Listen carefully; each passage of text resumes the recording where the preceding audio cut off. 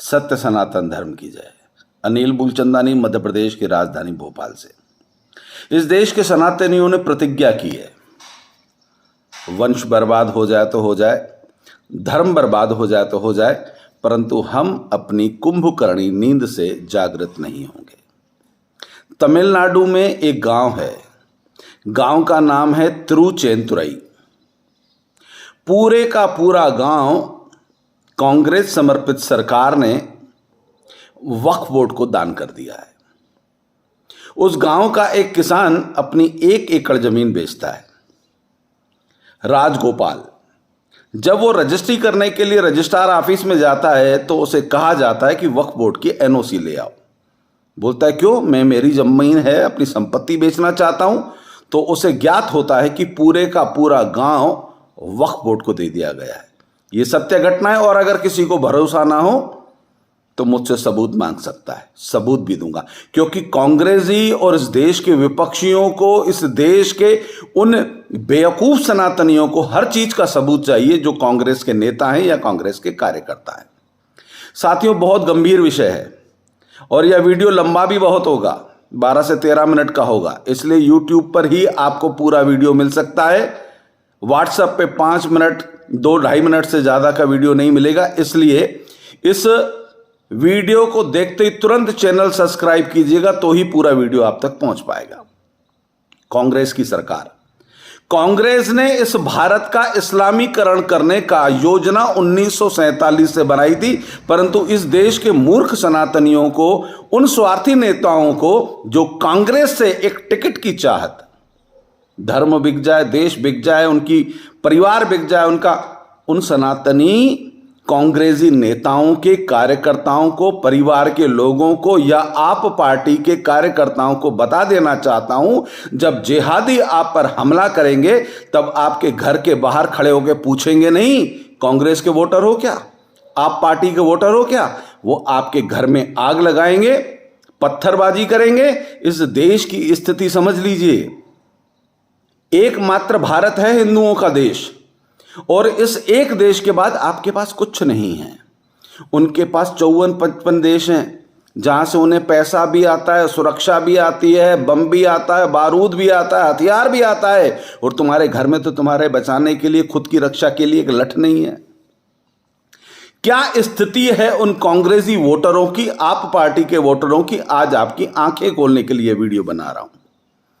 मनमोहन सिंह की सरकार, जिस दिन उनकी सरकार जाने वाली थी, मार्च 2014 में मनमोहन सिंह ने दिल्ली की 123 संपत्तियां वक्फ बोर्ड को दान कर दी, जिसका कि कोर्ट में केस चल रहा था। केस कौन लड़ रहा था? कांग्रेस सरकार, उस समय की केंद्र की सरकार। और अकस्मात उसका हृदय परिवर्तन होता है कि जिहादियों के वोट चाहिए, इस देश के अंदर तुष्टीकरण की राजनीति करनी है, तो 123 संपत्तियां वक्फ बोर्ड के माध्यम से उनको दान कर दी गई। अगर मेरी सूचना गलत है तो कांग्रेस मेरे ऊपर एफआईआर दर्ज करे, मेरे ऊपर प्रकरण दर्ज करे, मैं सबूत दूंगा। परंतु इस देश का सनातनी हिंदू अपने स्वार्थ में इतना मशगूल है कि उसे समझ में ही नहीं आ रहा है कि आपकी संस्कृति को बदनाम करने और बर्बाद करने की योजना बन चुकी है। आपको यह मालूम ही नहीं कि आपकी बेटियां घर से निकलती हैं, वो कहां जाती हैं, उन पर किस किस की नजर है। आपकी बेटियों को केवल 18 साल होने का इंतजार किया जाता है। जैसे ही इनकी बेटियां 18 साल की हों और फिर हम इनको बहला फुसला कर, समझ नहीं। आपकी बेटियां हुक्का बार में जा रही हैं, डांस बार में जा रही हैं, पब में जा रही हैं, आपको लगता है कि हम सुरक्षित हैं। आपकी पत्नियां आधुनिकता के नाम पर जिम में जा रही हैं, आपको लगता है कि बड़ी फिटनेस की उसको चिंता हो रही है, परंतु उन लोगों ने डेरा वहां भी डाल दिया है। 99% जिम ट्रेनर एक संप्रदाय के हैं और वह आपकी पत्नियों को, अपनी बेटियों को अपने घेरे में लेते हैं। और जिमों से जितने कांड इस देश के अंदर हो रहे हैं, सनातनियों की पत्नियां, बेटियां उन जिहादियों के चक्करों में फंस रही हैं। आपको क्या है? आपको तो सोना है, क्योंकि रात को लेट आए थे, 2 पैग भी लगा कर आए थे और नींद भी गहरी आई, कोई कोई तो 4 भी लगाते होंगे, वो तो 11-12 बजे उठते हैं, तब तक पत्नी और बेटियां जिम से होकर लौटती हैं और मन में क्या ले आती हैं, शाम को उनके साथ कहीं ना कहीं डेट पे होती हैं, आपको मालूम ही नहीं। पंजाब में एक घटना हुई, लेटेस्ट घटना है, उसमें कहा गया कि एक बच्ची जो है कई लड़कियों के वीडियो बनाकर अपने बॉयफ्रेंड को भेज रही थी। पंजाब पुलिस का कहना है कि उस लड़की ने खुद व्यक्तिगत अपने वीडियो बनाकर, अश्लील वीडियो बनाकर अपने फ्रेंड को भेजे थे। अब अगर उसने बहुतों के वीडियो भेजे हैं तो क्या फर्क पड़ना है, और अगर अपने भेजे हैं तो हो सकता है कि अगला नंबर आप हमारी बेटियों का भी हो। हमारे बच्चे कर क्या रहे, मां बाप के पास फुर्सत नहीं है, क्योंकि बाप तो पैसे में और मां किटी पार्टी में व्यस्त है। बाप अपनी अयाशियों में, अपनी नकली शोहरत में, अपने व्यापार व्यवसाय में इतना व्यस्त है कि उसे इस चीज की कोई फर्क नहीं पड़ती कि उसकी बीवी जिम में जा रही है, किटी पार्टी में जा रही है, वहां अच्छा सीख रही है कि बुरा सीख रही है, कोई फर्क नहीं पड़ता। बच्चे, बेटे बेटियां हमारे पब में जा रहे हैं, लड़का क्या कर रहा है, उसको अपनी बेटी की सुरक्षा चाहिए, परंतु उसका बेटा किसी की बेटी को भी छेड़ रहा है, उस बाप को उसकी भी चिंता नहीं है। केवल बेटियों पे नहीं, अपने बेटों पर भी नजर रखने का समय आ गया है। देशवासियों, हमारा धर्म, हमारा देश चारों तरफ से घेरा जा चुका है। आपको हर चीज के लिए भारत के प्रधानमंत्री पर उंगली उठाने वाले विपक्षियों को जवाब देने का फुर्सत नहीं है। नरेंद्र दामोदर दास मोदी एक अकेले व्यक्ति ने, उत्तर प्रदेश के मुख्यमंत्री योगी आदित्यनाथ ने, आसाम के मुख्यमंत्री ने, अमित शाह ने, इन 4, 6, 8 लोगों ने आपकी सुरक्षा का ठेका नहीं लिया है। वो अपना काम कर रहे हैं, आपको अपना काम करने की फुर्सत नहीं है। आपको लगता है कि आपका काम है केवल पैसे कमाना है, परिवार को देना है, परिवार क्या कर रहा है, पैसे का उपयोग कर रहा है, दुरुपयोग कर रहा है, आपको कोई फर्क नहीं पड़ता। बस आपको पैसे उड़ाने हैं, हवा में जिंदगी जी रहे हैं आप। आपकी संपत्ति जिसको आप बनाते चले जा रहे हैं, कुछ महीनों, कुछ सालों तक आपकी है। आपको यह समझ में नहीं आ रहा कि अगर अफगानिस्तान, पाकिस्तान से कुछ भी कल को घटनाक्रम घूमता है या चाइना से युद्ध की स्थिति बनती है, जिस समय बॉर्डर पर आप घेरे जा चुके होंगे, उस समय इस देश का वह जिहादी जो आपको बड़ी संख्या में पत्थरबाजी करते दिखा, वो आपको चैलेंज करता है कि हम इतनी बड़ी मात्रा के अंदर संगठित हैं, हम निकल के आ जाते हैं। और पुलिस प्रशासन क्या चिल्ला रहा था, पत्थर पड़ रहे हैं साहब, पुलिस भेजिए साहब, सुरक्षा भेजिए, पुलिस वाला चिल्ला रहा था। यह वीडियो आपके पास आया था। सोचिए इस देश की आंतरिक स्थिति क्या है। पुलिस पर उंगली उठाना बहुत सरल है। अकेली पुलिस क्या क्या करेगी? जब तक आप जागृत नहीं होंगे, जब तक आप अपने प्रशासन को सहयोग नहीं करेंगे। अरे आप स्वच्छता में सरकार को सहयोग नहीं करते, सरकार चिल्ला रही है स्वच्छता स्वच्छता स्वच्छता, परंतु गंदगी करने से आज तक आप परहेज नहीं कर रहे हैं। उस देश का व्यक्ति भारत के प्रधानमंत्री से सवाल करता है, सस्ताई और महंगाई की बात करता है। आपकी जान, आपकी सुरक्षा, आपकी संपत्ति, आपका परिवार खतरे में है, आपको सस्ताई महंगाई की बात। केजरीवाल रूपी नक्सली नेता लगातार भ्रमित कर रहा है, झूठ के ऊपर झूठ बोल रहा है, दोगला नेता है।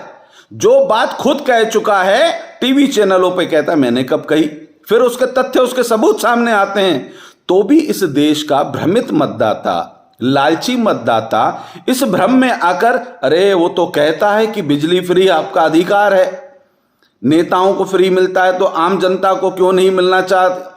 आम जनता एक बार नेता बनकर देख ले तो समझ में आ जाएगा। नेता बनना और देश का नेतृत्व, राज्य का नेतृत्व करना इतना सरल है नहीं जितना आपको लगता है। एक नेता भी किसी मजदूर से कम नहीं होता, वो गालियां भी खाता है, अपमान भी सहन करता है। और आपको ये क्या कहते हैं, भ्रम पैदा करते हैं, आपको बरगलाने की कोशिश करते हैं। इस देश के अंदर जिन इस्लामिक देशों को लगता है कि भारत शक्तिशाली होता गया, भारत विश्वगुरु बनने वाला है, तो उन्होंने इस देश के अंदर पनप रहे जिहादियों को और इस देश के स्वार्थी सनातनी हिंदुओं को अपना दलाल बना दिया है। और यह केजरीवाल टाइप लोग, सपा बसपा टाइप पार्टियां, कांग्रेस के भ्रमित नेता, राहुल गांधी तो कह चुका है हम मुसलमानों की पार्टी है। इसलिए दिल्ली की सरकार जाते जाते मनमोहन सिंह ने 123 संपत्तियां वक्फ बोर्ड को दे दी। तमिलनाडु का एक गांव पूरा वक्फ बोर्ड का हो चुका है, उन्हें मालूम ही नहीं है।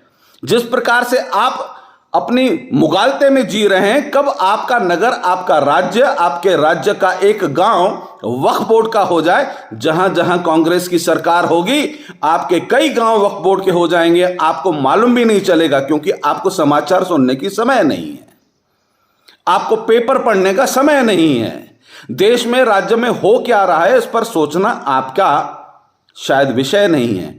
और जिस दिन वो वक्फ बोर्ड की सील लग जाएगी, आपकी संपत्ति वक्फ बोर्ड की हो जाएगी, तब आपके माथा पीटेंगे। जिस दिन तक नरेंद्र मोदी भारत के प्रधानमंत्री हैं, मैं आज घोषणा कर रहा हूं और सच बता रहा हूं, जिस दिन नरेंद्र मोदी जी अपने राजनीतिक जीवन से त्याग पत्र देकर किसी और को नेतृत्व सौंपेंगे, और कब आएगा, कौन आएगा और कब स्थापना करेगा और क्या देश संभालेगा, इतने दिन आपके हलक में पानी नहीं उतरेगा। सच कह रहा हूं, जिस दिन नरेंद्र मोदी जी राजनीतिक संन्यास लेंगे या अपना प्रधानमंत्री पद छोड़ेंगे, उसके बाद आपको समझ में आएगा कि नरेंद्र मोदी जी का नेतृत्व था, हम कितने सुरक्षित थे, हमारी बहू बेटियां, हमारा देश, हम कितने सुरक्षित थे। बटे हुए सपा में, बसपा में, कांग्रेस के वोटर, आप पार्टी के वोटर, वो आपके धर्म को बेचने के लिए, आपके भारत को बेचने के लिए स्वार्थ की रेवड़ियां फेंककर आप लोगों को इस प्रकार से जैसे जादूगर आकर बेवकूफ बनाता है, आपको बेवकूफ बनाने की कोशिश हो रही है और आप मुगालते में जी रहे हैं। न जाने क्या सोचते हैं, न जाने आपके मन में क्या विचार चलता है। आपको लगता है शायद आप अजर और अमर हैं और आपकी संपत्ति सुरक्षित है। ना आप सुरक्षित हैं, ना आपकी संपत्ति सुरक्षित है, ना आपकी संस्कृति सुरक्षित है, ना आपके संस्कार सुरक्षित हैं, क्योंकि आपके संस्कारों को भी नजर और इस तरीके से घेरा गया कि आपके बच्चे नशेले बेवड़े होते चले जा रहे हैं, आपको मालूम नहीं। माओं को देख रहा हूं, अपनी बेटियों के साथ हुक्के लगा रही हैं जाकर पब में, उनको लग रहा है कि मेरी बेटी मॉडर्न हो रही है। आपकी बेटी मॉडर्न नहीं हो रही है, आप अपनी बेटी को बेवड़ा बना रहे हो, नशे का गुलाम बना रहे हो। वह केवल फ्लेवर नहीं है, फ्लेवर के साथ हल्का सा नशा है जो आपके बच्चों को बेवड़ा और नशेड़ा बनाने की कोशिश की जा रही है। ड्रग्स कितनी माड़ी मात्रा के अंदर पूरे भारत में फैल चुका है, उसके लिए सरकारें क्या क्या कर रही है आपको दिखाई नहीं देता। आपकी सरकार आपके साथ खड़ी है, राष्ट्रवाद आपके साथ खड़ा है। इस देश के सनातनी, हमारे जैसे लोग अपनी जान जोखिम में डालकर आपके साथ खड़े हैं। मेरे परिवार को तो कुछ नहीं होगा, मुझे कुछ नहीं होगा, क्योंकि मैं सक्षम हूं, समर्थ हूं अपनी सुरक्षा के लिए। परंतु आपकी चिंता करना हम लोगों का अपराध नहीं है, हमारी इस देश के प्रति कर्तव्य है। भारत का प्रधानमंत्री कर्तव्य पथ के माध्यम से भी आपको संकेत देता है कि अपने कर्तव्यों का पालन कीजिए। आप भारत के प्रधानमंत्री से, सरकारों से सवाल करते, आपको आपके कर्तव्य कौन याद दिलाएगा? आपका कर्तव्य है लोकतांत्रिक तरीके से अपने मत का उपयोग करना। आप वोट देने नहीं जाते, आपको वोट देने की फुर्सत नहीं है, आपके वोट की ताकत का आपको एहसास नहीं है। आप अपने कर्तव्य कौन से पूरे करते हैं कि सरकारों से उम्मीद करते हैं कि सरकार अपने कर्तव्यों का पालन करे। इसलिए निवेदन कर रहा हूं, इस वीडियो को गंभीरता से सुनिए, अपने साथियों को सुनाइए, इस चैनल को सब्सक्राइब कीजिए, ताकि राष्ट्रवाद की जो आवाज हम उठाने की कोशिश करते हैं वो देश के प्रत्येक नागरिक तक पहुंचे और जागृति का एहसास हो। इतना कर्तव्य तो आप कर ही सकते हैं। भारत का प्रधानमंत्री मंदिरों में जाता है, मठों में जाता है, तिलक लगाता है, त्रिपुंड लगाता है, आपको बार बार संकेत देता है कि आपका धर्म आपको ऊर्जा देता है, आपका धर्म आपको शिक्षा देता है, आपके देवता आपको बल प्रदान करते हैं, और उसी बल की बदौलत आज मैं विश्व का सबसे शक्तिशाली प्रधानमंत्री बनकर बैठा हूं। तो इन देवताओं की कृपा मुझे प्राप्त है। आपको देवी देवताओं की कृपा प्राप्त करने की आवश्यकता महसूस नहीं होती। आपको लगता है कि शायद लक्ष्मी और धन की कृपा प्राप्त हो गई तो आप शक्तिशाली बन गए, ऐसा नहीं है। अपने बच्चों को, अपने परिवार को रोज मंदिर ले जा सकते हैं तो सबसे बेहतर है, नहीं तो हफ्ते में एक बार परिवार के साथ मंदिर में जाइए। मंदिर में 5-15 मिनट बैठिए। ऐसा नहीं कि बाहर से हाथ जोड़ा और चलते बने। उस मठ मंदिर में बैठकर भगवान से प्रार्थना कीजिए कि आपको बल प्रदान करें, आपके बच्चों को बुद्धि प्रदान करें, आपको सामर्थ्य प्रदान करें, ताकि आप सुखमय जीवन व्यतीत कर सकें। ऐसी प्रार्थना परमात्मा से कीजिए और वहां से आपको जो बल प्राप्त होगा, जो शक्ति प्राप्त होगी, जो ऊर्जा प्राप्त होगी, तब आपको समझ में आएगा कि सनातन धर्म कितना शक्तिशाली और कितना मजबूत है। साथियों, मैं प्रयास कर रहा हूं और करता रहूंगा, जीवन के अंतिम दिन तक करता रहूंगा, परंतु इस परिवर्तन में आप कब शामिल होंगे? इस चैनल को सब्सक्राइब करके भी आप राष्ट्रहित का एक काम कर सकते हैं। मेरा चैनल किसी ऐड का गुलाम नहीं है। कई चैनल वाले आपको टैग देते हैं कि अगर आप कुछ सहयोग करना चाहते हैं, मुझे आपके सहयोग की, पैसों की कोई जरूरत नहीं है। मैं सक्षम हूं, मैं समर्थ हूं।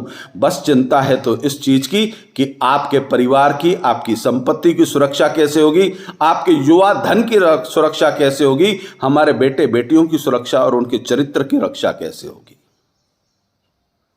पंजाब की जो घटना हुई है, उस बच्ची ने जो वीडियो बनाकर अपने बॉयफ्रेंड को बेचा, आपका बेटा बेटी भी कहीं ऐसा न कर रहे हो, आपको मालूम होना चाहिए। आपके बच्चे अपना मोबाइल बाथरूम में ले जाते हैं। आजकल गुप्त रूम बन गए हैं बच्चों को। बेटे बेटियां न जाने कौन कौन से वीडियो बनाकर अपने बॉयफ्रेंड गर्लफ्रेंड को भेज रहे हैं और बाद में ब्लैकमेल हो रहे हैं। माँ बाप का कर्तव्य है कि बच्चों के साथ बैठकर चर्चा करें और इन्हें समझाएं कि यह देखो, इस घटनाक्रम से क्या नुकसान हो सकता है। बेटा, अपने आप को संभालना, क्योंकि युग बहुत गलत रास्ते जा चुका है। अपने संस्कारों की, अपने चरित्र की और हमारी इज्जत की रक्षा करना, यह माँ बाप का दायित्व है कि अपने बच्चों को जागृत करें। मेरे इस प्रयास में आपका सहयोग प्राप्त होगा, ऐसी उम्मीद करता हूं।